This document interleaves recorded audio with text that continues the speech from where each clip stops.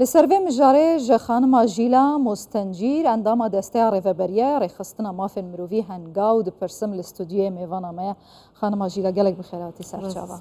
بوچی او قاس تقیا راستا وخو لکول بران سدم چیه؟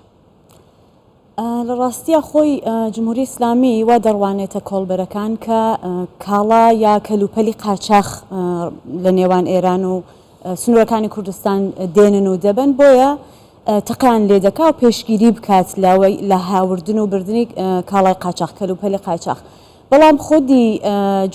خودی عەلی خامنەئی چەند ساڵ پێشتر وتبووی کە تەوسیەی کردبوو بە هێزەکانی کە بەرەنگاری کۆڵبەرەکان نەبنەوە وتبووی کە مەبەستی ئەو لە ڕوبەڕووبوونەوە لەگەڵ قاچاق ئەو کەسە زەعیفانە نییە ئەوانەی کە بە کاسبی ڕۆژانە خەریکی بۆ تێرکردنی سکی ژن و منداڵەکانیان کاڵا دێن و دەبن و بەستی زۆر گەورەترە لە سەرمایەدارەکانی یا دەست و پەیوەندیەکانی جمهوری ئیسلامی. بەڵام خۆ هەر بە پێی یاسای خودی جمهوری ئیسلامی تەقەکردن لەسەر سنوورەکان و لە کەسانێکە لەو کاناڵانەوە لەو سنوورانە هاتوچوو دەکەن بە تەواوەتی قەدەغەیە 100% دەبێ پێشتر ئاگاداریان بکەنەوە لە دوای ئاگادارکردنەوەکە ئەگەر هیچ هەڵوێستێکیان نەبێت کۆڵبەرەکان یا ئەو کەسانێک کە هاتوچوو دەکەن دەبێت تەقەل لە خوارەوەی ئەو کەسانە بکرێ واتە لاقییان. بەڵام ئێمە بەپێی ئەو توێژانە کە بەردەوام لەگەڵ کۆڵبەرەکان دەیکەین و ئەو بەڵگانە کە لە لامان هەیەوە دەینێرن بۆمانوە خۆیان ڕاستەخۆ کۆڵبەرەکان زۆر جار بڵاوی دەکەنەوە لە ڕێگەی سوشیال میدیاوە ئەو ڤیددیوانە یا ئەو بەڵگانە کە بۆ دادگا بەکاری دێنن بەڕوونی دەردەکەوێت کە بە تایبەتی و بە ئەنقەست هێزەکانی پاسەوانی سنوور یا هەنگی مەرزی پێدەوترێت لە ئێران تەقەل لە سەر وە سینگی کۆڵبەرەکان دەکەن کە بەداخەوە زۆر جار دەبێتە هۆی کوژرانی کۆڵبەرەکان و یا کەم ئەندامبوونیان و بە ماوەیەکی زۆر لە خستەخانەکان و نەخۆشخانەکان هەوڵەکە کۆڵبەری بیاسا بهێتەکردن و بیتە کارێکی فەرمی و ڕێ بهێتەدان لە گۆڕی زانیاریان زیاتری 10,000 ئینسانان لەسەر سنوور لەسەر کارێک کۆڵبەریە دژین. ئایا ئەف هەوڵە بکی بەگەشت؟ ڕاستە لە ماوەی ساڵانی ڕابردوو بە تایبەتی بە پێی چەند پرۆژە کە نوێنەری شارەکان بە تایبەت نوێنەری شاری مەهاباد لە پەرلەمانی ئێران هەوڵی دەدا کە بە کۆڵبەری بە یاسایی بکات کەش خۆی هەر ینی ئاعترازی زۆری لێکەوتەوە کە هەر نابێت دیاردەی کۆڵبەری بەهێڵدرێتەوە. بەڵام بەو حاڵەش تا ئێستا کۆڵبەری بە یاسایی نەکراوە بە تایبەتی لە دوای سەفەری یەک مانگ پێش 20 ڕۆژ پێشی ڕئیسی سەرۆکۆماری ئێران بۆ شارەکانی کوردستان لە شاری بانە تایبەتی کۆبوونەوەیکی بۆ خەڵکی شاری بانە گرت لەبێ ڕایگەیاند کە سنوورەکانی کوردستان چیدی نابێ ببنە هۆی مەترسی بۆ کوردستان بەڵکو دەبێ وەکو هەلێک بە تایبەت هەلێکی بازرگانی چاوی لێ بکرێەوە بەڵێنیدا بە خەڵک کە چیدی کۆڵبەر لەوێ ناکوژرێ خەڵک لە سنوورەکان بەهۆی کار و کاسبی نابنە قوربانی و بازاڕچێک لە بانە و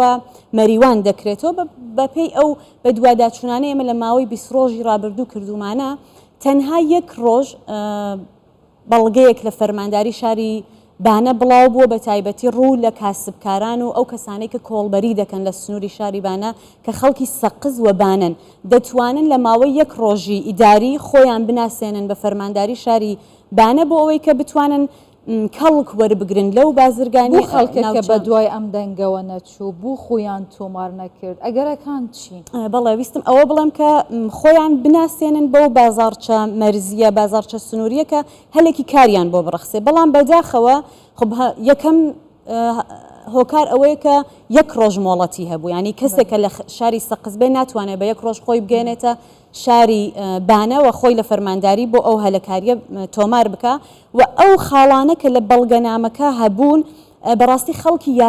ئاسایی و خەڵکی کۆڵبەر و کاسبکاری نەدەگرتەوە. ئەمە بەپێی ئەو وتوێژانە و قسانەکە لەگەڵ چەند کۆڵبەرێک لە سنوورە کار دەکەن بوومان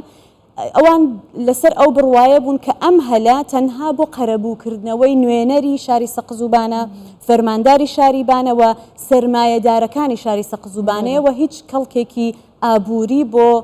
خەڵکی سەقزوبانە نابێت. خاتونە ژیلا ئەف ساڵە ئەگەم بەراورد بکەین دگەل پارساڵ چەند کۆڵبەر بە تەقەیە ڕاستە و خویە هێزن ئیرانی هاتنە کوشتن و بریندار. خب لە ڕاستیە ئەو ئامارێکە لای ئێمە هەیە بەڕاستی ئەم ساڵ بە تایبەتی لە دوو مانگی ڕابردوو لە سەرەتای پاییزەوە کە سەرەتای پاییز کە ئەڵێم خەڵک بەهۆی بێکاربوونێکی زیاترەوە کە کرێکارن و فەسڵی وەرزی کرێکاری نامێنێ زیاتر ڕوو لە کاری کۆڵبەری دەکەن. ئێمە تا ئێستا توانیمانە تۆماری بکەین 124 کۆڵبەر تەنها لە 2 مانگدا لە سنوورەکانی کوردستان بە کوژرا و بریندار بوونە کە 190 کەسیان بە تەقەی ڕاستەوخۆی هێزەکانی پاسەوانی سنوور بووە لە نێوان ئەوانە مناڵ هەیە و 2 کەسیان بەداخەوە لە ڕۆژانی ڕابردوو لە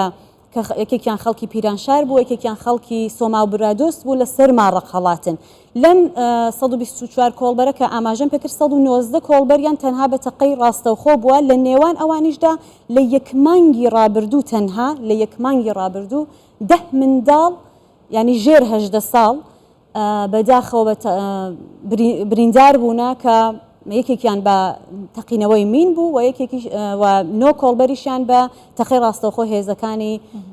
سەرسنوور بوونەوە بەداخەوە ئەمڕۆژ ئێمە هەواڵێکمان بڵاو کردە نزیک بە 10 کۆڵبەر بریندار بوونە کە ئەم ئێوارە هەواڵمان پێکەشت حاڵ یەکێکیان ڕاستی زۆر نالەبارەوە لەوانەیە گیانی لەدەستدا ئەمە هەمووی ببورن هەمووی لە دوای سەفەری ڕئیسی بۆ کوردستان و ئەو بەڵێنانە بۆچی دوای سەفەرە ڕئیسی زدەتری 6 کۆڵبەران بە تەقەیە ڕاستەوخۆیە هێزن ئەمنیین ئیرانی بهێنە کوشتن و بریندارکردن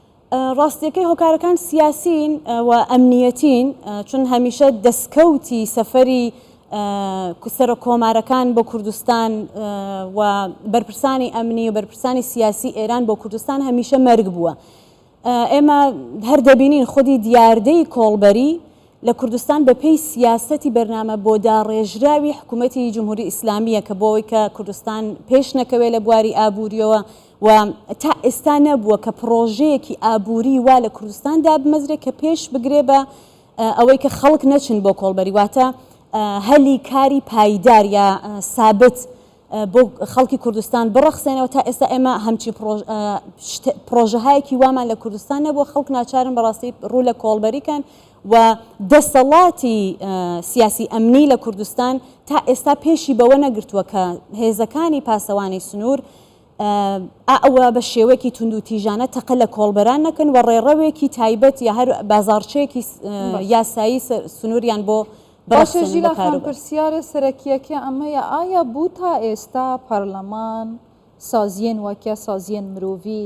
لەسەر ئاستێ ناودەوڵەتی لە ناوخۆیە ئیرانê نەشیانە کارێکی بکەن ڕێ لە بەرهێزên چەکدارên ئیرانی بگرن زێدەتر کۆڵبەرە نەکوژن بریندار نەکەن ئەگەر چیەک و حەتانوکە نەشیانە لە ڕاستی ئەمە دەبێ ینی ئەو ڕێکخراوێکی تایبەت لە ناوخۆی ئێران نییە کە بە دوواداچوون بکە بۆ ئەم کارانەوە ئەگەریش هەبێ دەبێت بە دوواداچوون بۆ ئەو شێوازە کۆڵبەری و دیاردە کۆڵبەریە بکە کە خودی ئەو دیاردە نەمێنێت و هەلی کاری تایبەت و هەلی کاری بەردەوام بڕەخسێنێ بۆ خەڵک دەنا ئەگەر تەقە لە کۆڵبەران نەمێنێت حاڵەتی دیکەی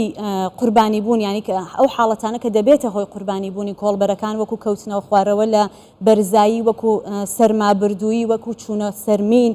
وەکو ئەو تەسادف و دەعمانە کە کۆڵبەرەکان لە ناو شارەکانەوە دەچن بۆ سەر سنوورەکان وە لە ڕێگەهایەکی ناتەندروستەوە دەچن تووشی ڕووداوی هاتوچوو دەبن وە گیان دەسپێرن ئەوانە دەبنە هۆی هۆکاری گیان لە دەستانی کۆڵبەران و خودی تەنها تەقەکردن نییە کە بێن پێش بگرن بە تەقەکردنەکان بەڵام بە هەرحاڵ سپای پاسداران دەسەڵاتداری تەواوی هەیە لە شارەکانی کوردستان و بە فەرمانی ڕاستەوخۆی سپای پاسداران سنوورەکان دەپارێزرێ و بەڕاستی هیچ ڕێکخراوێک یا هیچ ئەندام پەرلەمانێک یا هیچ مؤسسەیەکی خۆجێی یا مەدەنی ناتوانێت پێش بە دەسەڵاتەکانی سپای پاسداران بگرێت لە کوردستان. ژیلا مستەنجیر ئەندامە دەستە ڕێڤەبەریە ڕێخستنە مافێ مرۆڤی هەنگاو گەلەک سپاس بخێر هاتی ڕێز سپاس بەوەش.